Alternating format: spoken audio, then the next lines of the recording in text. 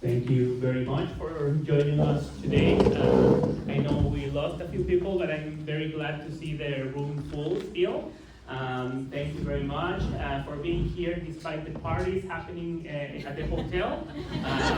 Yesterday I was deciding if I should stay asleep or if I should join, but I had to present, so I didn't. Very good. Well, thank you very much. I'm just going to go ahead and we already presented our fabulous team. So I would like to start. I know that some of you already know us, but if you don't know us, I would like to make an introduction about our institution. You have some of our numbers there, but I would like to just talk to you about some curiosities or interesting things about SAIT. One of the things is that we are an institution is over 100 years old. It was founded in 1916. Before it was called the Provincial Institute of Technology and Art, and it has been a very important institution that has been embedded to the community since that time. Our focus is action-based learning, solution-focused research, and industry partnership. Recently, we were ranked by the CEO magazine as the #1 institution in Canada for the School of Business and the School of Hospitality and Tourism. And worldwide, School of Business is number 49 and the School of Hospitality and Tourism number 14. Also, we have been recognized as one of Alberta's top employers and also by MediaCorp, number 6 top 50 research colleges by InfoSource. So we have a lot under our belt. We have worked hard to get it. And some things regarding our interaction with the community throughout the history. As I said, we opened our doors in 1916. Also during the 30s, during the Great Depression, SAIT, or at that time it was PITA, offered free evening courses for people that were unemployed, provided by volunteer instructors, and they were also offering free lunches for women and children in need. Also, during the 1918, the facilities became a flu hospital during the Spanish influenza epidemic. In the 40s, the facilities were taken by the Royal Canadian Air Force as a training facility for soldiers. So a lot has happened on behind those walls. In the 80s, we were part of the gala dinner for the Winter Olympics, very cool. And also, the facilities, as we are in the top of the hill, it's a strategic place and it has become a shelter in times of crisis for people. In 2013, it was a shelter for people affected by the Calgary flood. And also in 2016, it was shelter for people affected by the Fort McMurray wildfires. Unfortunately, they are going through that again. And well, something most recent and happier news, we were recently the filming location for the HBO TV series The Last of Us. So if you visit SAIT, I would recommend, we became a post-apocalyptic scenario. But if you visit SAIT, I would recommend you to rewatch the series and then go and take a tour throughout the locations. Very good. So if you are not familiar with Calgary, this is how our beautiful city looks like.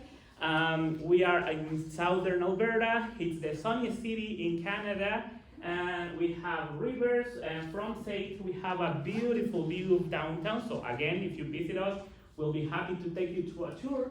And before we start, I would like to start with a survey.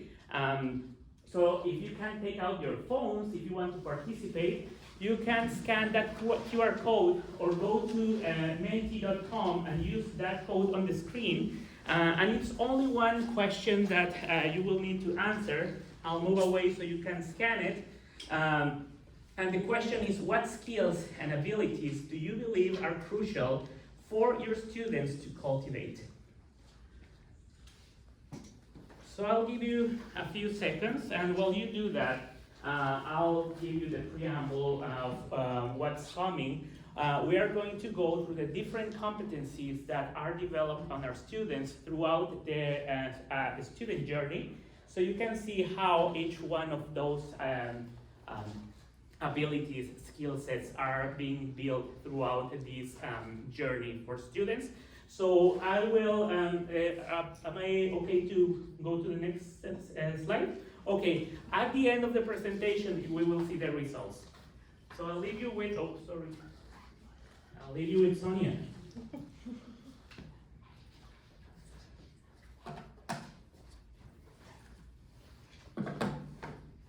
All right, good morning, everyone. A couple of years ago, I led a cross-divisional team at SAIT that was tasked with reinvigorating our previous version of the SAIT graduate outcomes, as well as the employee competency framework that we were using at the time, to create one aligning framework that would describe what both students and staff would need to be able to continue to be successful in the ever-changing world of work. And so this is the framework. It's the high-level view, and we'll get into more details. But you can see that the framework builds on a core of technical skills or competencies surrounded by 5 capability clusters. Creativity, critical thinking, citizenship, curiosity, and connection. And there's a capability for each one of those interlocking S shapes that are represented in the SAIT Catalyst logo. And so we're going to talk more about this in the next slide. So, as I mentioned, in the center there is a core of industry relevant knowledge, skills, and attitudes, or the technical competencies, which are reflected in behaviors that can be observed and measured. And these are developed in our students. They're what we continue to focus on in the content of our academic programming, so that's what we teach. And they're also reflected for our employees in the minimum qualifications that are needed and that are described in our in job descriptions. Now, complementing those capabilities are the capability clusters, as I mentioned, and these underlie one's ability to learn, to apply, and to effectively adapt. And they're observable human attributes that are demonstrated independent of context. They're universally applicable and timeless. And so while technology continues to evolve, and therefore people's technical skills and their competencies will always need to be updated and refreshed, the capabilities stand the test of time. And so these capabilities are essential to equip our students and our staff so that they continue to engage and thrive, again, in that ever-changing environment that I talked about. And the capabilities are developed in our students through our teaching and our assessment practices and the pedagogy, basically, or how we teach. So competencies are what we teach, capabilities are how we teach, and they're developed through all the intentional experiences that we create for students, both on and off campus. In our employees, we develop the capabilities through our staff development strategy, our systems and processes. So today, we want to show you these capabilities through the eyes of a virtual student while they're on their educational journey at SAIT. And now we're going to introduce you to that student. So with that context and background, I'd like you to meet our virtual student, Surinder. Hello, Surinder. Hello, my name is Surinder. I'm 20 years old. I was originally born in Mumbai, India. My parents immigrated to Canada when I was 4, and since then, I have grown up here. My hobbies are playing and watching soccer, play video games, hiking and cooking. After finishing high school, I took a few months to go back to India and get more in touch with my roots. Now that I'm back, I'm planning to start my post-secondary studies. I'm interested in the areas of artificial intelligence, data analysis, machine learning, welding, and electronics. I could describe myself as a friendly and soft-spoken person. Even though I like people, I consider myself an introvert as I prefer small social circles. However, I love supporting my community and enjoy volunteering at the food bank. When I need a quiet time, I also enjoy listening to audiobooks during my hikes. It's a pleasure to meet you. So throughout this presentation, you're going to hear some testimonials for Surinder. And these are based on comments from real SAIT students and alumni that we've taken from various social media platforms. Okay, so let's join Surinder on his journey. And we're going to start with his awareness of SAIT. And how it links to the curiosity capability. So here on the right-hand side, you'll see like a tagline, if you will, around the curiosity capability. So always asking, testing, exploring, and engaging. And then you'll see a short description of the capability, followed by some examples of skills, attitudes, and behaviors that exemplify curiosity. And this is the format you're going to see throughout our presentation as we introduce you to each new capability cluster. So, from the first moment that our potential applicants start interacting with SAIT, we ignite their curiosity through exploratory opportunities. And one of our main events that we use to help potential applicants to better understand SAIT is our open house. An open house really engages these potential students to get them to better understand the programming we offer, to get and understand more about professions, and just various aspects of their campus experience. Through things like information sessions, we invite industry guest speakers, we have information booths that are staffed by our employees, our students, and even some alumni to come back. I don't know if you can see it in the back, but the picture on the top left there is an aerial view of some of those booths that I was just mentioning at one of our recent open house events. And we also offer campus tours of our residents, our athletics, and our recreation facilities, and various program labs, just like we have been experiencing touring the ACE building here on campus. And so while students or prospective students are on campus, we really want them to experience our facilities and to experiment with the many different tri-skill activities that we create for them, so they really get a feel or a sense of what the types of learning activities they would be doing in each of these programs that we offer. So again, on the left-hand side there are some images of the different tri-skill activities we have. For example, they can learn how to grind an eyeglass lens, or learn how to intubate, not a real person, but a mannequin. I think we let them fly drones, all kinds of things. And so they really get to have that experience. And we also have various in-person components, but also virtual components to try and capture as wide an audience as possible and to make it more accessible for people who maybe live out of the city or even out of the country. So let's hear from Surinder now on his experience of open house. I'm very interested on studying at SAIT, so I decided to visit their open house event.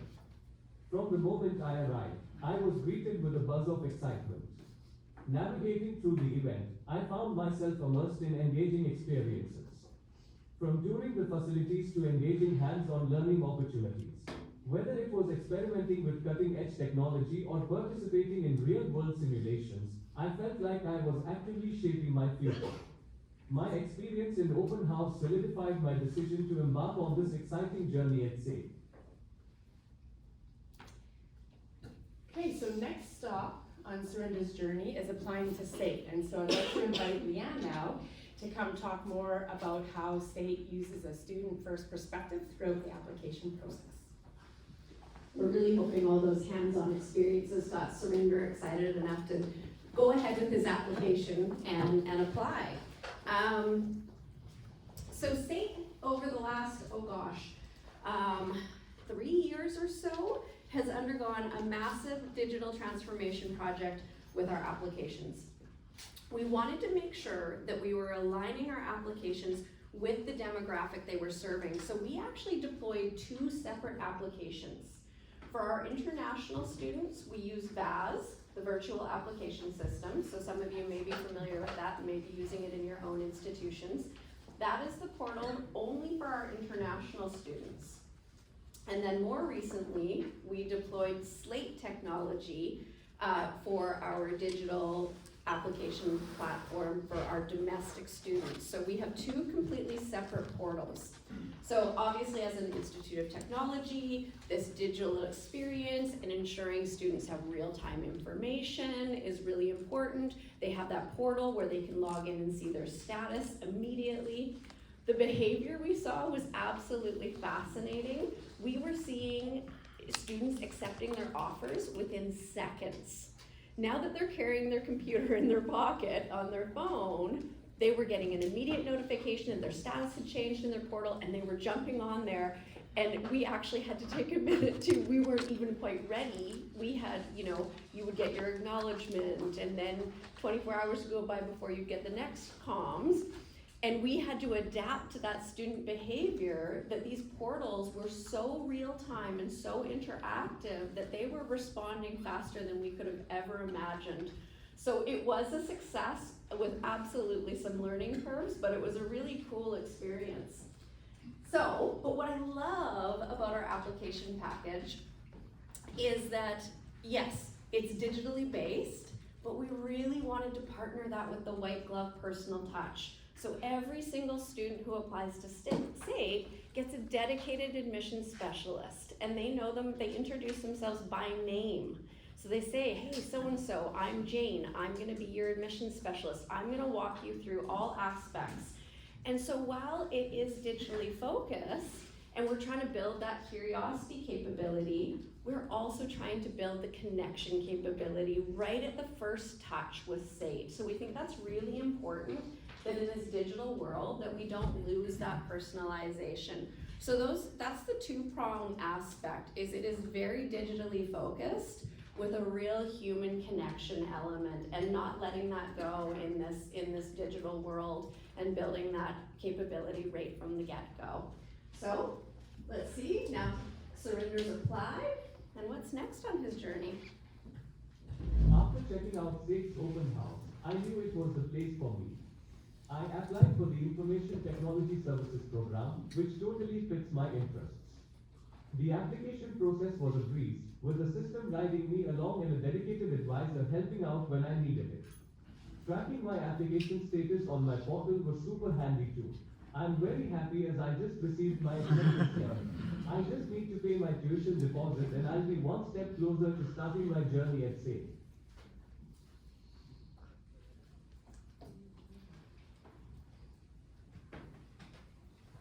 So now he's arriving on campus for orientation.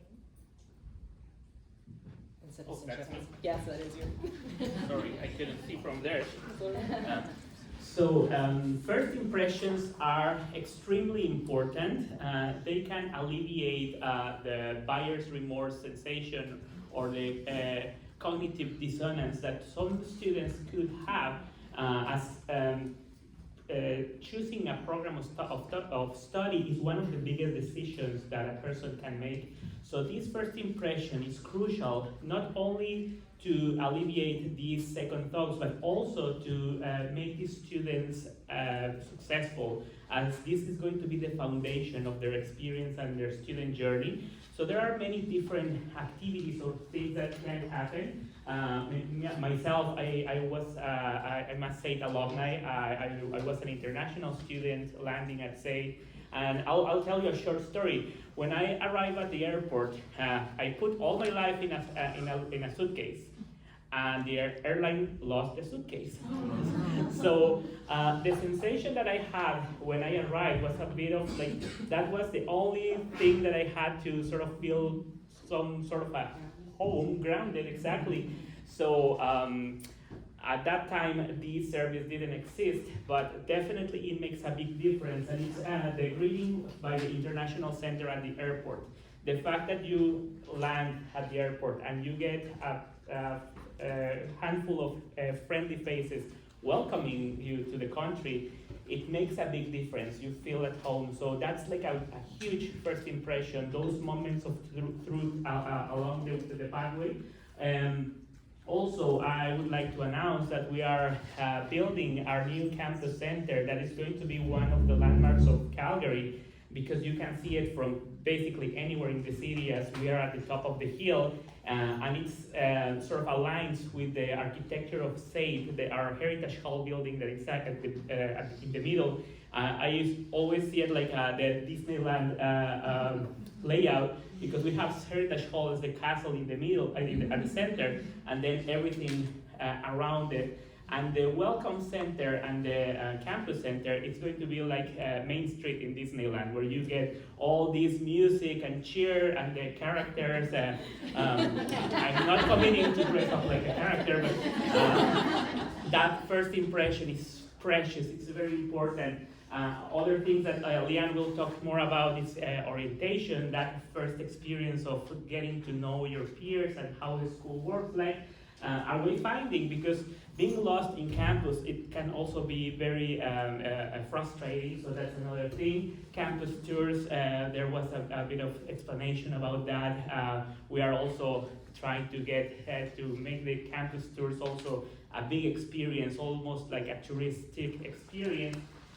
Also building some engagement activities. There's a lot of that visibility of our multicultural setup, showcasing our indigenous students, our international students, our domestic students, make it inclusive and a safe space for everyone.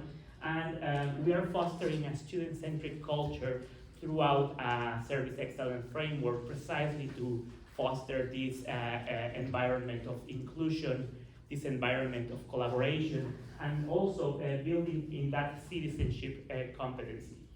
Very good. We'll see more about that orientation with Leanne. Thank you, Hector. So, for those of you who are not Office of the Registrar professionals, you may not know, open house is statistically your #1 conversion event that's going to move an interested prospect into an applicant. But your #1 driver of engagement and retention and persistence is often tied very, very closely with orientation. So this is why we've chosen to highlight these two experiences right at the onset of the student experience. They are incredibly important to building that connection and rapport with your student. So at SAIT, we make sure we have a multi-pronged orientation process.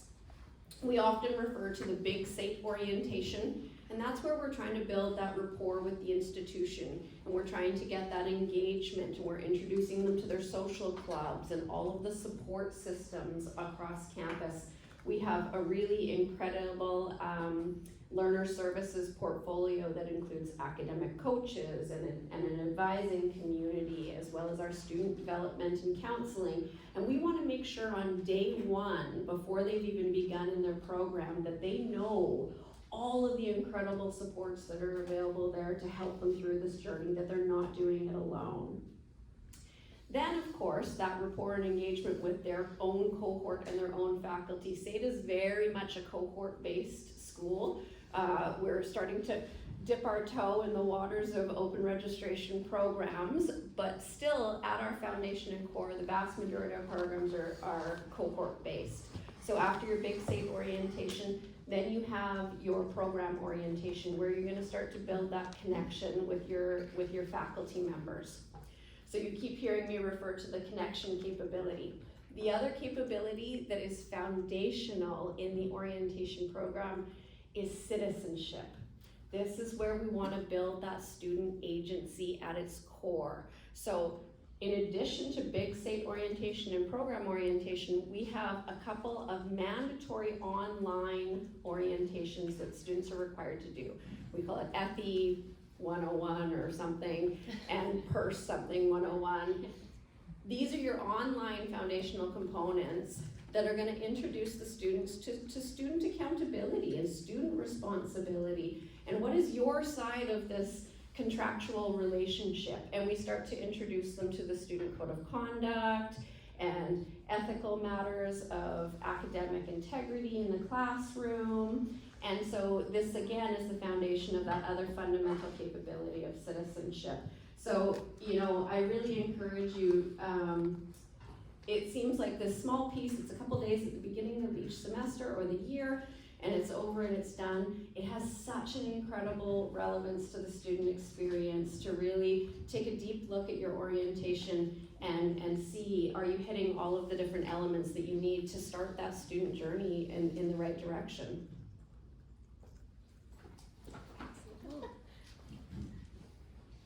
Orientation at SAIT was the real deal. It was not just about finding my classes and understanding how things work. It's about diving into a vibrant community of students and staff who've got your back and the many support services available for us. From program orientations to the big SAIT welcome with games and food, there's something for everyone.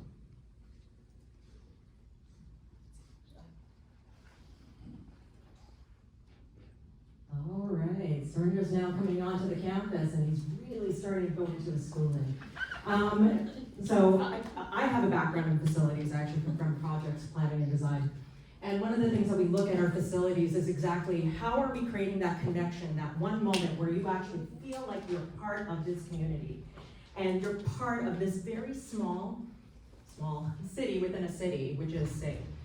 When we look at connection, Hector quickly touched on what our campus center is. Campus center for us, just situationally at SAIT, we are coming off a C train line. We are in between our Jubilee and another university and us. And so that first point, that first area where we can grab you and really connect with you as you're walking through and create that experience is highly, highly important.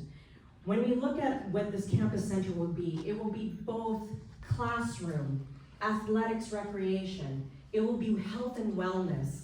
We will have suites there that will handle your medical needs. We are going to be looking at other types of sports, like esports, which I know is scaling for a lot of you right now. We're building an arena that's going to be in there. When we talk about wellness and of course mental health for our students and mental health support, there's a Zen den in there so that the students can unwind or connect, creating a place where students can have these connections and collisions, whether you're from a school of business, whether you're from the School of Manufacturing Automation, creating that sense of community and connection on our campus is highly important. When we look at what we're doing within dining, when we eat together, we create connection. When we walk the campus, we are a very pedestrian-friendly campus. That also creates connection. You are connected to the land that you're on. When we look at the cultural celebrations and as well as our student association, how that weaves into the fabric and creating connection so that I now, as Surinder, understand that I am a student of SAIT. It will create a lifelong connection and hopefully a lifelong, not only an alumni, but a lifelong learner as we come through. And so that's what we're looking for in creating that communication, empathy. I am now part of that SAIT community. Student life at SAIT is a blast. I strolled around campus, checking out the cool labs and classrooms jam-packed with tech and innovation. From engaging events by the Student Association to thrilling games with the SAIT Trojans, there's never a dull moment. I even joined the A Sports Club. Plus, there are activities celebrating our indigenous community, promoting equity, diversity, and inclusion, along with awesome cultural festivals. Every day brings something new and exciting. I love that picture of Gene Simmons on our campus. It was actually on our campus. So now we're going through the learning experience. Coming from facilities and looking at what the capabilities framework will actually do, it actually formulates in terms for us design thinking, because when we design our facilities, it usually starts with the basis of what our programmatic technical outcomes need to be. But also part of that, when we're looking at the learning experiences, what is learning that's happening outside of the classroom? And hopefully when you're in the classroom, you're getting that technical, really great foundation, bedrock. And then what are those opportunities that are part of that capabilities framework that we're creating outside of the classroom? When I say design thinking, with design thinking really quick, a lot of it is trial, error, and then innovate as we go through. And a lot of that as we're going through classroom design starts there, right? We still need to get those program outcomes, but maybe there's a difference, there's something that will change, whether it's in your AV, maybe it's in the way the modality that you're delivering. But within the facilities itself, it really does come from that framework. We want our facilities to be highly adaptable. We know that some of our largest capital costs come from the development of the facilities, especially as programs change. Adaptable means also flexibility for us, right? And so that if you need to shift where you're going, that we have that capability of creating flexibility in our classrooms. And then lastly, when we're going through about scaling these ideas up, design thinking says that we pilot that idea as we're going through and then scaling up once that idea is formalized. We see that within our facilities, we see that within our students as well. If we teach that as they're going through, not just in the formal bedrock technical education, then those capabilities actually transfer outside of the classroom. And so now we're seeing that connect within our facilities and as well as with the capabilities framework. As a SAIT student, I find each day to be a journey of discovery and growth. I'm learning in different ways, from the practical hands-on experience in labs to self-paced online training and insightful lectures in the classroom. The collaborative atmosphere cultivates academic excellence, teamwork, and effective communication skills. Through challenging projects and real-world simulations, I'm preparing myself to tackle complex problems in the industry.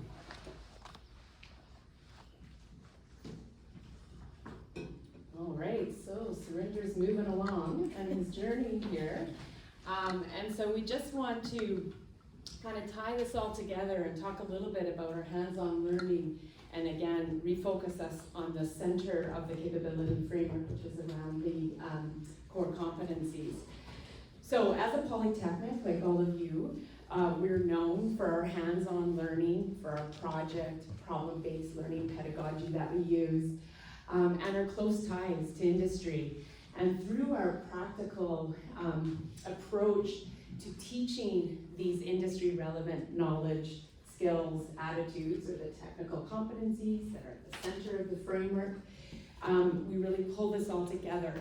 And our students are learning in real-life settings, right? So you can see images here on the left of all the different facilities and examples of how they're learning in a restaurant that's on campus, so our culinary students are learning how to serve and how to make these beautiful food and creations and so on. So you can see all kinds of different ways they learn. They are guided by industry professionals who have a passion for teaching and wanting to give back to this next generation of professionals and who've learned how to be expert educators. They're operating state-of-the-art equipment, sometimes not always state-of-the-art when the funding goes up, but for the most part, state-of-the-art equipment. And so that really pulls it all together. And the majority of our programs, like all of yours, have a work-integrated learning component, either through a co-op or an internship, a practicum, or in some cases, an industry-integrated capstone project. So that again gives them that experience. And throughout our programming, our students complete authentic assessments so that we know and our employers know that our students can hit the ground running. So I just want to give you an example, and you heard Michelle and Hector talk about this related to the campus center that we're building. On the second floor of the campus center, we're planning a suite of health and wellness services, which I'm so super excited about. So it's in over 1,600 square meters of space, and these clinics will serve our staff, our students, and the surrounding community. And we intend that these services will align with the programming, current state programming and future state programming that's going to be offered in the School of Health and Public Safety, and that they will support student learning. So there's many advantages to that. It's like a living lab right on campus. And so we'll be able to send first-year students to the clinics so they can observe the operations of these clinics that will really help to accelerate the application of the knowledge and skills that they're learning in their labs to what they would be doing in these clinics. And then they'll also get that opportunity to work with real patients before they go on practicum. Again, getting that transition, smoothing out that transition between on-campus and practicum. And they'll even serve as a practicum placement for some of our programs. So really, really excited about that.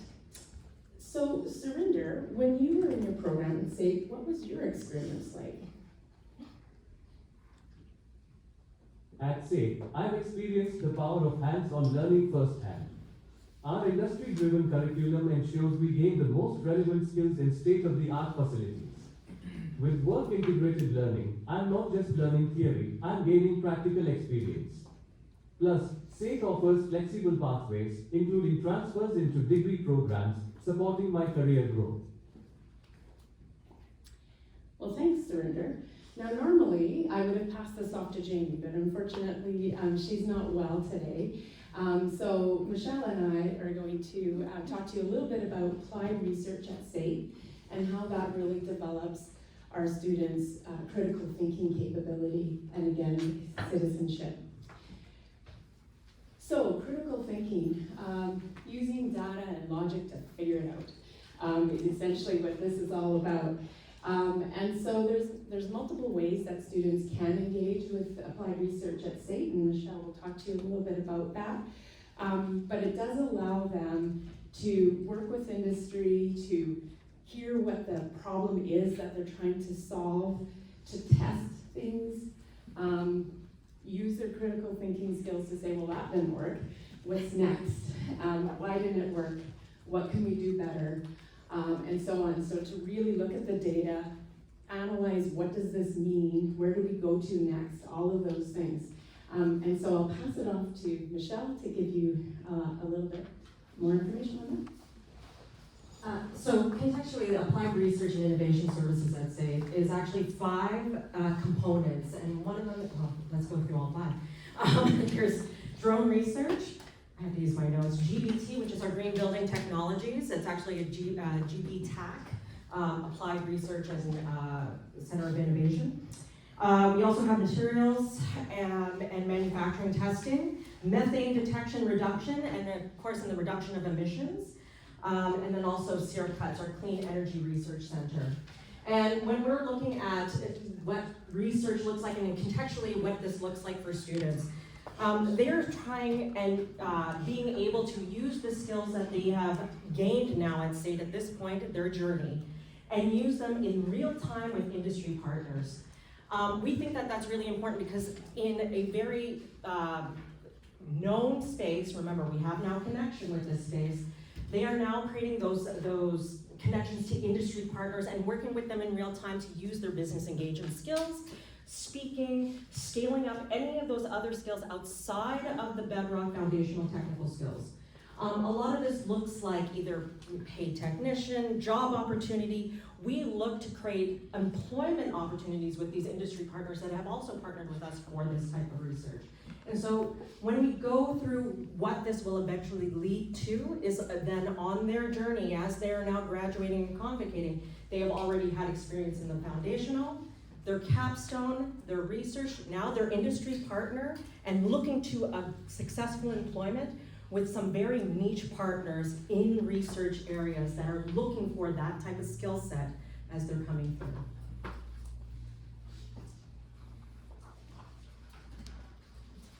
All right, if you can believe it, Serinder's ready to graduate already. This sounds great. I've worked at about 4 or 5 different post-secondaries throughout my career, mostly Polytechnics, always in the office of the Registrar, and grad and convocation has followed me throughout my entire career. I got to SAIT 4 or 5 years ago, and they're like, oh, and you're accountable for graduation. And I'm like, what life lesson have I not learned yet? I'm so sorry. Thank you. As daunting as it is to plan, you always feel like I am planning the representation of my president's presentation to the community. I still get emotional every time. It kills me. I don't know how many ceremonies I have attended, and I can't tell you how many times I've welled up. It's terrible. But it's such an important part. So I spoke at the very, very beginning of that student journey. We're wanting to build that connection. SAIT has an incredible focus on building the connection at the end of this part of the student journey. We often are using the phrase, welcome to the family, welcome to the alumni family. So I love that at convocation, we're using the term welcome. This is not sending them the bird out of the nest. This is creating another representative of our community in industry who hopefully is gonna come back, and hopefully they're gonna upskill and reskill, and hopefully they're gonna be guest speakers at our next open house and orientation, and hopefully they'll come into the classroom and maybe one day join our faculty and bring their skills back. I was reflecting this morning on SAIT and how many multi-generational folks I have met at SAIT.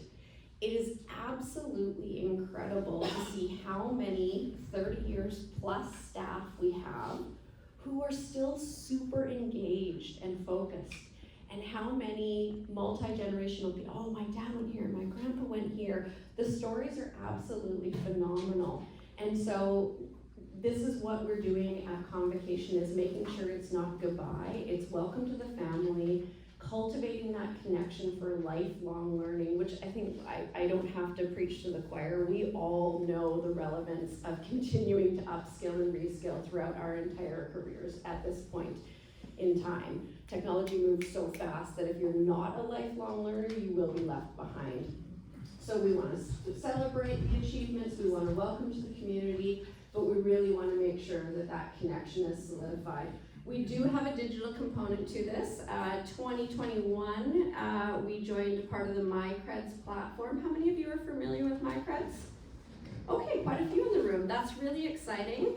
Aruc is the partner between the platform and Canadian institutions. We were one of the pilot institutions, so we have a number of our official documentation delivered through the MyCreds platform. And so again, we get to reinforce that digital experience, that on the day of their conferral, they're able to log into their MyCreds portal and get their digital parchment. We still have the traditional element. We want to hand over that paper parchment at the convocation ceremony as well. But they get their transcripts digitally as well. If you're not familiar with the platform, it's essentially a digital wallet. But the beautiful thing about this is it's very empowering to the student, because once we put those documentation into the digital wallet, they have real-time access to them 24/7. They have a job interview on a Thursday, they can share that documentation, and that employer will have it within 24 hours, within one business day. That employer will have it. So it's moving at the speed of 2024, which is really, really great. So let's hear from Surinder, because I am cognizant of time and I want to leave a few minutes for questions. Today, I have graduated from SAIT. I have crossed the stage and received my parchment while my family and friends cheer with pride. I am filled with gratitude for the growth and preparation this journey has provided. SAIT has shaped me into the professional I am today. With fond memories of this wonderful experience, I am ready to step confidently into the future, armed with the knowledge and skills acquired here. Employed. So at this point, this is where we really want to see all of those capabilities have come together. They've had a chance to build their citizenship, build their creativity, build their, I'm going to miss some of them. Connection, some of their connection. There's one more. Curiosity.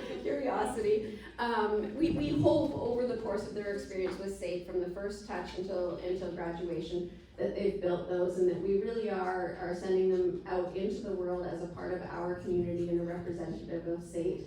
And I'm going to pass it over to Sonia to just talk about how it all comes together. Yeah, so there's lots of things that, of course, we talked about here in terms of how they interact with industry and how they get those skill sets, even like both within their programming and outside of the classroom. We have a co-curricular record, which I'm sure many of you do as well, where they can do things like student clubs and take part in other things outside of the classroom that also adds and contributes to their development of their capabilities. And so one of the things I wanted to highlight here, and you can see this in the top picture there, our Mayor Calgary with two of our international graduates, is that we at SAIT love to celebrate our students and our graduates' achievements. And so one of the things we started doing is to hold a ceremony for our international graduates who have earned their permanent residency status. And so we invite them back to campus, we host a ceremony, and really recognize their achievement in using their skills and talent and contributing to the local economy. So we love that, and our international graduates are always very proud, and we're proud of them. So maybe before we wrap up here, Surinder, is there any last words you want to share with the audience? The value of the program I took is truly remarkable, as it equipped me with useful and strong knowledge, skills, and attitudes that have proven to be a great asset in the work environment. The support offered by SAIT, such as the Career Advancement Services, helped me fine-tune my resume, polish my interview skills, and become a strong candidate, ultimately leading to quickly finding a great job opportunity. In addition, the connections I made with instructors and fellow students have provided support and opportunities for growth. Thank you for joining me through my entire journey. Thank you, Jamie, Lee Ann, Michelle, for inviting me. I'm honored to share my story at the Polytechnics Canada Conference. It has been a pleasure meeting you.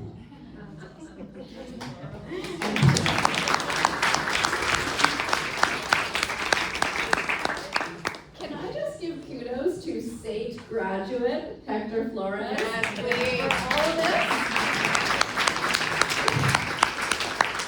Hector is the technical genius behind our entire presentation and surrender. Thank you. So just as promised, here's the word cloud. So do you see any similarities with what we presented?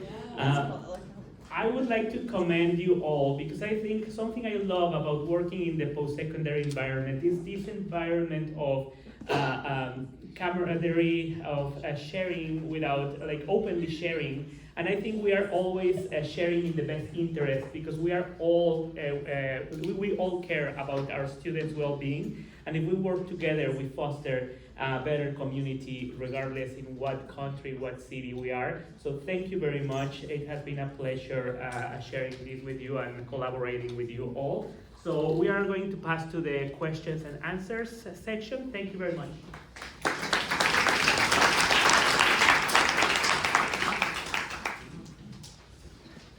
Mic here if anybody wants. All right. Cinder's like this, hi.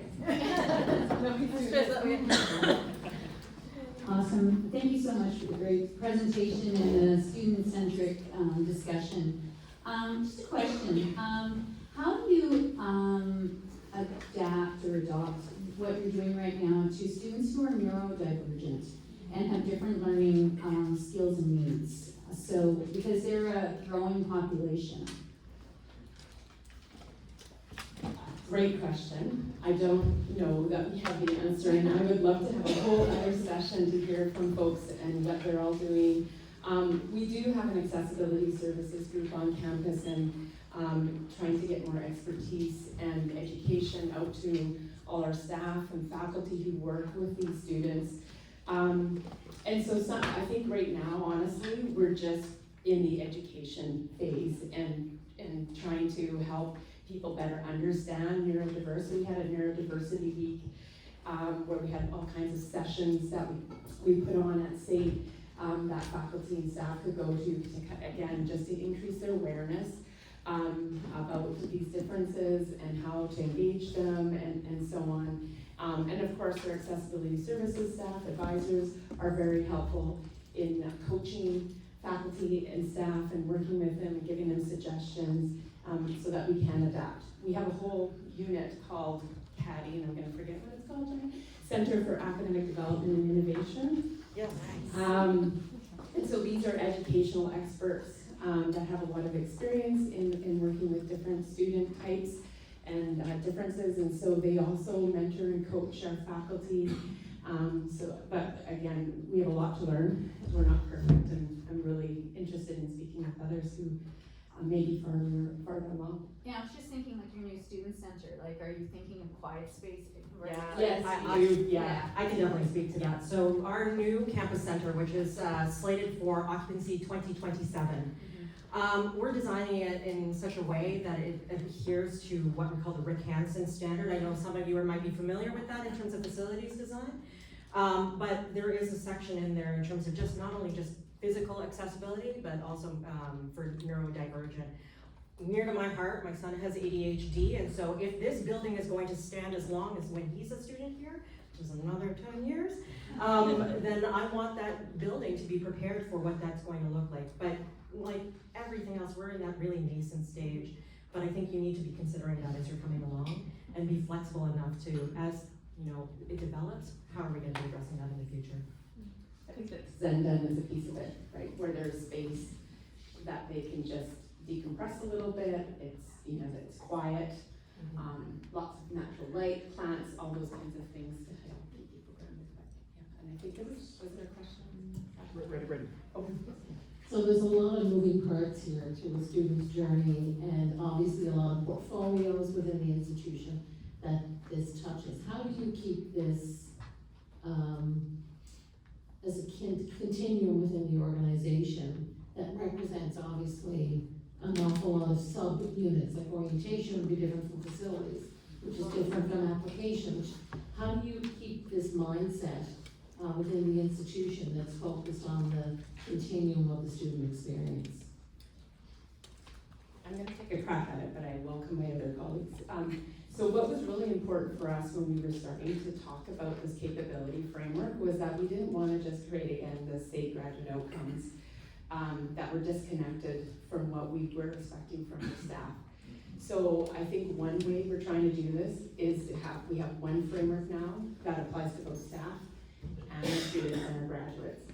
And it was a cross-divisional working group. So we have people from the applied research, the international center, all across the academic division, and so on. So everybody contributed to this, athletics and recreation. And I'm not gonna lie, it takes constant effort to keep reminding people. And we haven't even really did an official launch, but we are trying to do more of an organic rollout, get a few people excited about it, and then as we get this critical mass, we're hoping it will go viral. Maybe with Hector's help. So yeah, I think that that's a piece of it. I think having it all connected and applied to everyone in the institution is a big piece of it. I don't know if you want to add to that. Yeah, part of the service excellence framework is the intention to generate like an institutional service. We started this exercise by integrating all the online inquiries into one system. Before the pandemic, we were still working on the Outlook inbox-based email service. The pandemic forced us, probably all of us, to push our boundaries and go out of our comfort zone. So this was first exercise allowed to, with a pilot that started with the Office of the Registrar, to extend the service and unify one voice, because at the end the student just wants to talk to you, to say it in our case. They don't care if they are talking to financial advising or Office of the Registrar, so it's our job to sort of triage in the back and address the inquiry to the right person and then provide one single answer. We know some students decide to email as many inboxes as they can find. So instead of having like all the institution working for one student, we can just merge all those inquiries and have one person respond. Okay, unfortunately, that's all the time we have, folks. Let's give the panel a round of applause.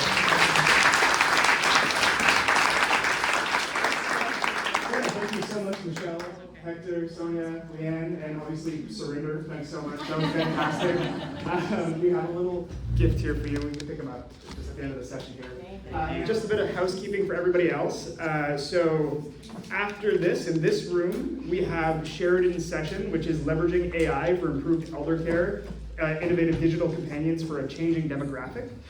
In the other concurrent session room, which is just down the hall, then we have KPU's Learning Grounded in Design for Extremes, Alta A portable hyperbaric chamber for use in high altitude. And then finally, there are still tours going on of ACE, and you can meet just outside of the networking room, just outside of these doors for those tours. Also, if you have more questions for this fantastic panel, you'll have some time over the networking lunch to touch base. So, can I ask one favor of all of you? Can we take a selfie? Yeah. I don't think we're gonna break the internet like that.